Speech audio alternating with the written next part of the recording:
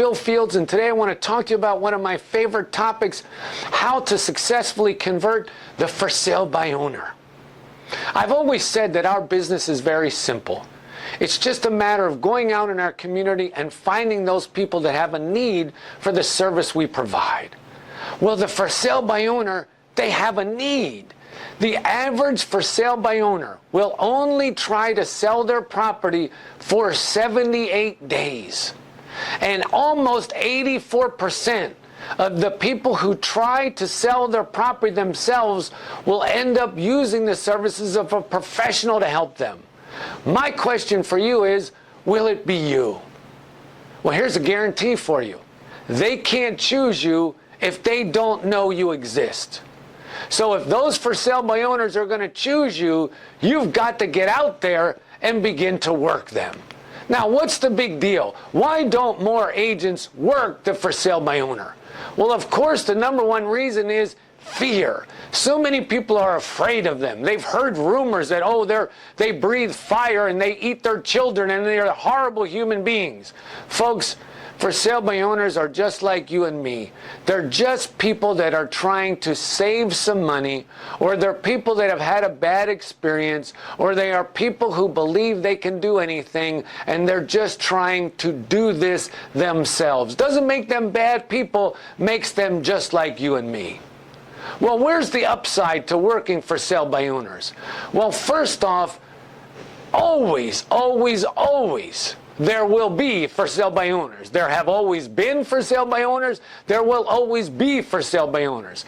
That means it's a constant source of new business for you.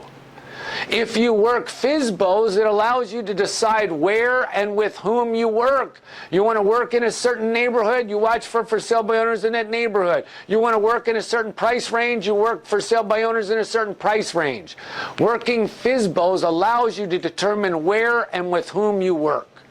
Working FSBOs allows you to have a specialty. Not only do you have a constant source of business, but it allows you to specialize. It allows you to differentiate yourself from other agents. And believe me, you can make a lot more money in a lot less time working for sale by owners than almost anything else I can think of. Now, if you want to be successful, you've got to understand why FSBOs are FSBOs. Why are they FSBOs? Well, most of them are FSBOs, of course, to save the commission. But some of them have had a bad experience with another realtor. How many of you had a bad experience with another realtor? Or as I said, some people are doing it just because they do everything themselves. Well, if you want to be successful working for sale by owners, you've got to learn to treat it like a train ride. See, get on the train and stay on the train. See, ladies and gentlemen, the for sale by owners, they pull out of the, we think we're going to sell it ourselves station. All excited. But eventually, 84% of the time, they pull into the, I better get a realtor to help me station. You need to get on the train and be on the train when it pulls into the, I need an agent to help me station. Now, how long does it take for the train to get from the we're going to sell it ourselves to the we're going to get a realtor to help us station? It depends on the level of motivation. The more motivated they are, the shorter the train ride. Less motivation, longer train ride. Now, if you want to be successful, you've got to understand there is a 3-step process. Step number 1, you've got to get an appointment to meet the FSBO face-to-face. And you don't have to make cold calls if you want to be successful, but you do have to meet the people face-to-face. So you've got 2 choices. Either give them a reason to call you, or give you a reason to make a warm call to them. How do you get the FSBO to call you? Well, you got to start a direct mail campaign once a week until you get an appointment. Develop some postcards, develop some good letters, and focus on consistency. Okay, it's not something that's going to happen with 1 or 2 mail-outs. You've got to be able to be consistently reaching out to them, and you've got to offer them some fair trade items. I've developed a series of books and handouts and articles and a for sale by owner self-help kit, so that when I'm sending them correspondence, I have something to offer them in return for them giving me what I want, which is the appointment. I use the same thing when I make my warm calls. I don't make cold calls. I make warm calls. I have a reason to call them. I have something to offer them. I have specific questions to ask them. And it's all geared towards getting an appointment so that I can meet with them face to face. Now, you want a quick and simple, easy FSBO dialogue? 3 simple steps. Ring, ring. Hi, is this the owner that's offering their property for sale I saw on the internet? Step 2, my name is Bill Fields of We Sell a Lot Real Estate. Step 3, the reason I'm calling is I saw your posting, wanted to know what time would be convenient for me to drop by and see your property. I've just got to get the appointment to get in the door. Now, folks, whether I reach the FSBO or don't reach the FSBO, I've got to have this direct mail campaign, because a lot of FSBOs I might reach, but I still can't get in the door on the first attempt. And a lot of FSBOs I'm not going to reach, so I've got to have this direct mail campaign going. Now, regardless of whether they call me or I call them, my objective is always to get in, to see the property, to meet the owners, and make 3 evaluations, right? I'm trying to find out, are they motivated? Could I sell it if I could get it? And could I work with these people? Now, when I get the appointment, I have some do's and don'ts. Don't take anything with you, ladies and gentlemen. Don't go out there with your listing presentation and your computer and all these beautiful handouts and a brochure. No, don't take anything with you. I'm just going to see the property. Don't ooh and ah your way through the property because you drive up the price. Don't talk price or conditions. If they ask you questions about price or conditions, that's a great opportunity for you to say, oh, I didn't realize you want me to talk about the marketing of your property. Why don't we do this? Let me go back to the office, put together some materials for you, and I can come back today, or would tomorrow be better? Okay? Never challenge a FSBO's ability to sell their property themselves. See, these are important don'ts for you to follow when you're out there. And whatever you do, don't provide them free services that our other customers are going to pay us for. Now, here's a couple quick FSBO do's. Always be on time. Be a good detective, which means ask a lot of questions, focus on establishing rapport, tell the people the truth. For instance, don't say you have a buyer if you don't have a buyer. And focus on the most important thing, asking the 5 FSBO questions. Now, folks, what are the 5 FSBO questions? Number 1, why are you folks trying to sell yourself instead of using the services of a professional? Question 2, how long are you going to try and sell it yourself instead of using the services of a professional? See, first off, I said, why are you trying? I didn't say, why are you selling? I said, why are you trying? Second question, how long are you going to try? I want to know what the plan is. Do they have a deadline? Have they established in their mind a plan for what they're going to do if it doesn't sell? So that's what I'm going to do, question number 3. What are your plans if it doesn't sell? And they might say, oh, we're sure it's going to sell, Bill. Well, I understand, Mr. and Mrs. Seller, but worst case scenario, if it doesn't sell, what will your plans be? Question 4, have you had any written offers? Folks, don't just ask them if they've had anybody interested.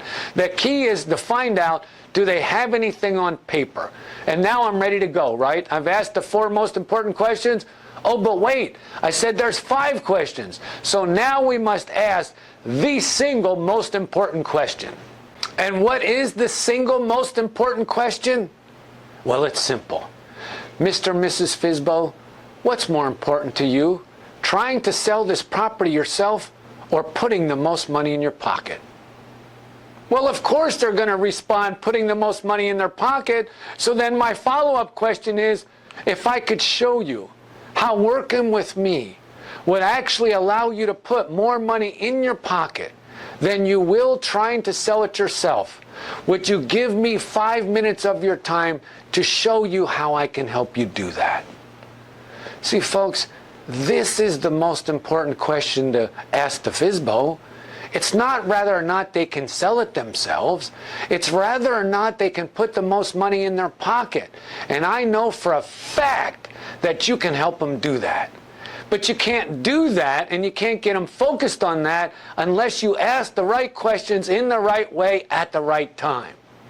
Now, when they say, well, yes, Bill, okay, show us. Well, I didn't come over here today prepared to do that, did I?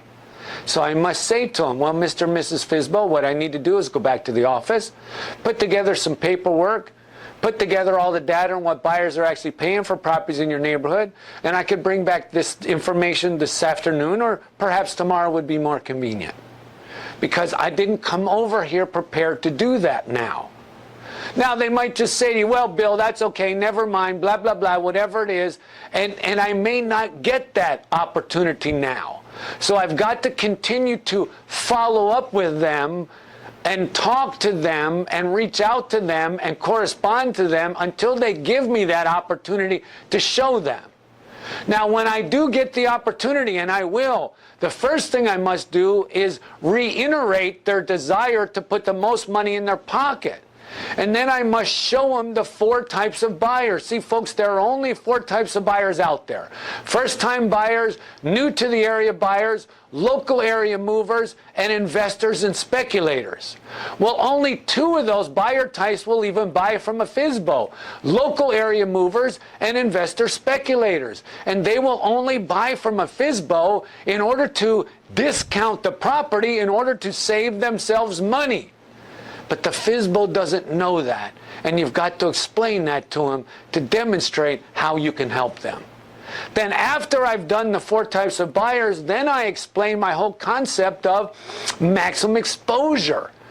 How can I actually get them more money? Well, I can get them more money because I can expose their property to the greater number of buyers. More buyers means more potential to get more money.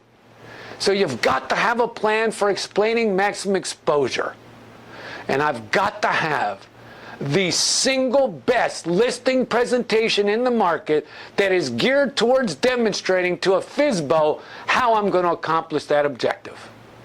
And folks, you've got to be prepared to handle those common FSBO stalls and objections, because you're going to get them. They're going to argue with us. They're going to disagree with us about the concept of getting them more money until I show them, right? That's why I've got to have the facts in front of them. That's why I've got to be prepared to sit down with them.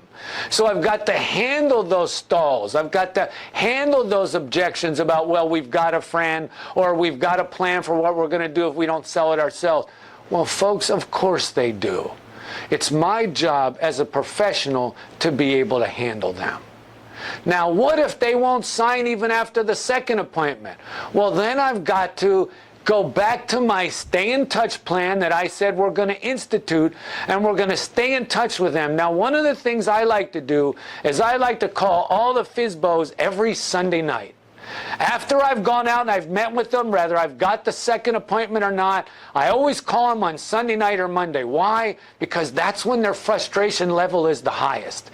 And I say to them, how are you doing with the sale of your property? I'm updating my inventory of available properties. Wanted to see if you've sold yours yet. Have you sold it? No. Are you ready to put me to work for you? No. Okay, well then I'll call you again next week. Folks, and I'm going to stay on that train until it pulls in the, I better get an agent to help me station, and that agent is going to be me. Or in your case, it's going to be you, because you know what tips to use. Okay, so we're out of time for today. Thanks for tuning in for this video training tip, and I'll look forward to being back with you real soon.